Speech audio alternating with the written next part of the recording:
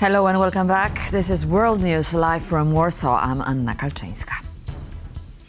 Polish President Andrzej Duda said it was evident his U.S. counterpart, Donald Trump, could redeploy American nuclear warheads to Poland.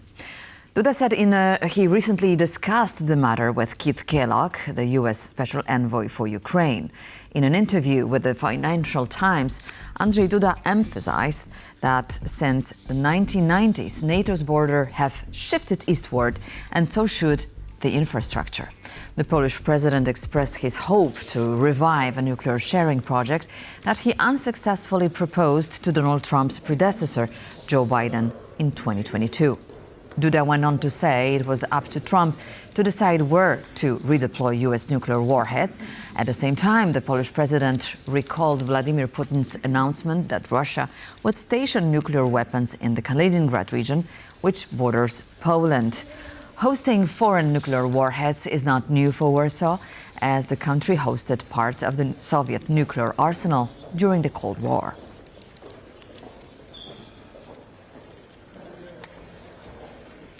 The President of Mongolia, Ukhnaagiin Khürelsükh, is on the two-day visit to Poland, where he will meet with his Polish counterpart Andrzej Duda at the presidential palace in Warsaw. The aim of the meeting is to strengthen economic and cultural cooperation between Poland and Mongolia. The presidents are to sign 13 documents, including a declaration of partnership cooperation between their countries. Duda and Khürelsükh will also participate in the Polish-Mongolian Economic Forum. During Andrzej Duda's visit to Mongolia in April 2023, the two countries agreed to cooperate in the fields of international transport and science.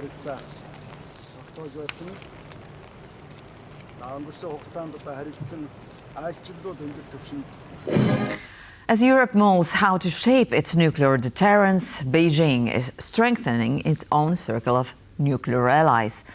Iran and Russia are set to meet in Beijing this Friday, likely discussing Iran's nuclear ambitions amid U.S. rejection.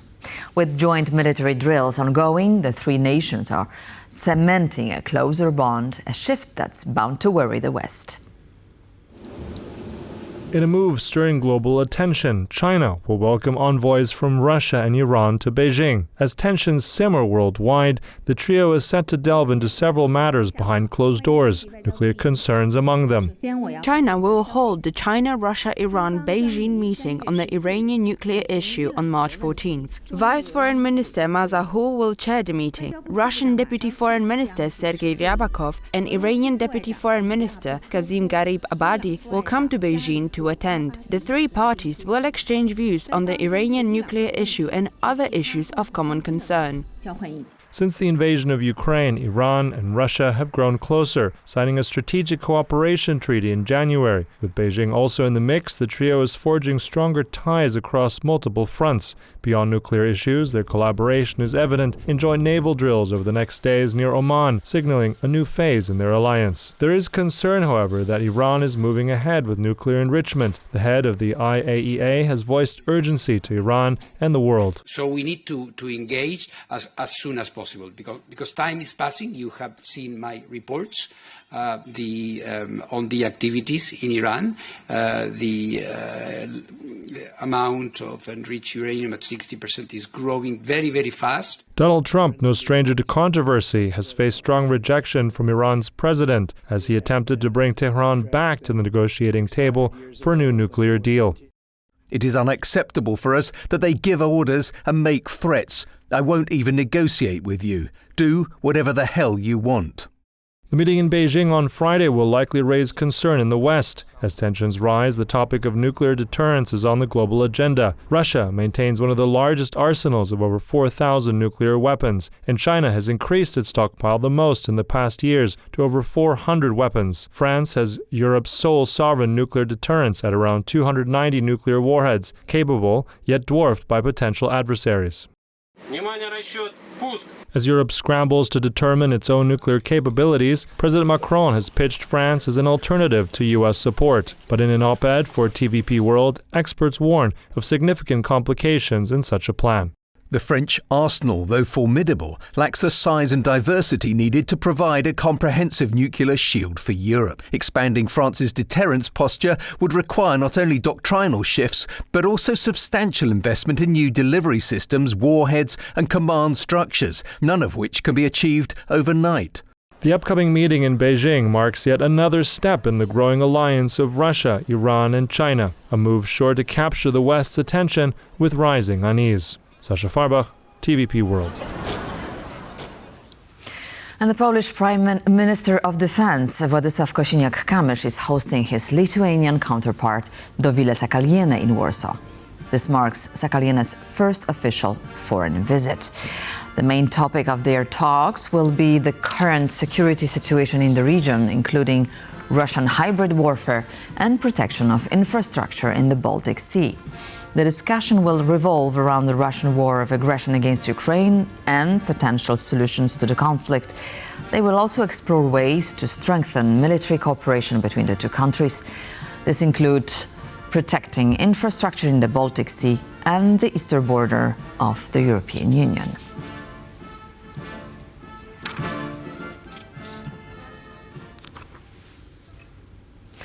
And remaining on the subject of security, in Strasbourg, the European Parliament has voted to recognize Poland's East Shield project as a flagship initiative, which is vital for the bloc's security. The project means additional protective measures are to be constructed along the frontier borders of Poland, especially with Russia and Belarus. Our correspondent in Strasbourg, Kazimierz Łysiak, has more. It's official. Poland's East Shield has been recognized as a flagship project by the European Parliament. Very important for the whole European Union, but of course crucial for us in Poland because of the eastern border protection. But this is more than national program, because from Finland to Romania, from north to south, the external borders should be protected. But what even is the East Shield project? It's an initiative set up by Polish Prime Minister Donald Tusk, aimed at strengthening the borders of Poland with Russia and Belarus, with robust security measures like fences and surveillance systems. The project has widespread support in the European Union, but especially among the countries in the region. Countries like Poland, Baltic countries, Baltic states and Finland, we are mostly exposed in terms of possible attacks, possible aggression from Russian Federation. It happened already many times in our histories, so that is very possible. So that's why that project and other projects on eastern border, European eastern border, is very important. But before EU funds can be sent to Poland, the EU needs to adopt its white paper on defence. This is scheduled to be presented here next week by the President of the European Commission, Ursula von der Leyen. From Strasbourg, TVP World, Kazimierz Łysiak. US President Donald Trump has commented on the Kremlin's approach towards the proposed 30 days ceasefire in Ukraine, saying a positive message means nothing. He added that while he could pressure Russia financially, he prefers not to, as he's focused on achieving peace. We had a great success yesterday. We have a full ceasefire if it kicks in. We have to see. It's up to Russia now. But we've had a good relationship with both parties, actually, and we'll see. We'll be knowing people are going to Russia right now as we speak. And hopefully we can get a ceasefire from Russia. And if we do, I think that would be 80% of the way to getting this horrible bloodbath finished. It's a bloodbath is taking place over there.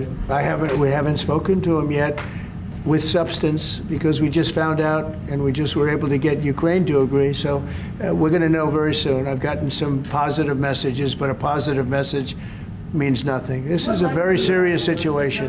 This is a situation that could lead to World War III. And Biden should have never let it happen. We've gotten half of it as a ceasefire.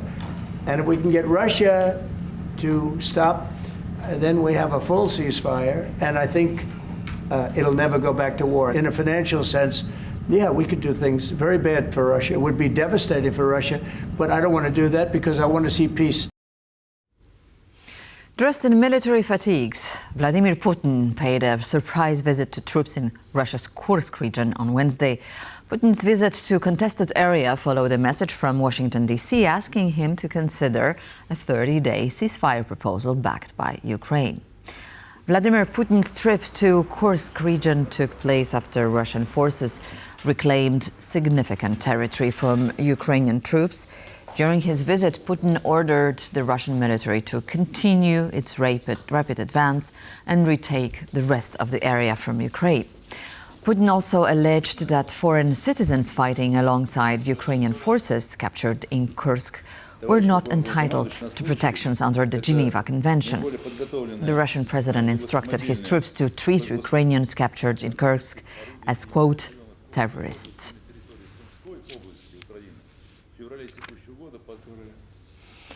Western timidity in face of Russian aggression has contributed to the current difficult situation Ukraine found itself in, and it will have a profound impact of any future peace deal, warns Diane Francis of the Atlantic Council. She believes it is highly likely that Ukraine will ultimately have to cede territory to Russia, though the final decision will be theirs to make.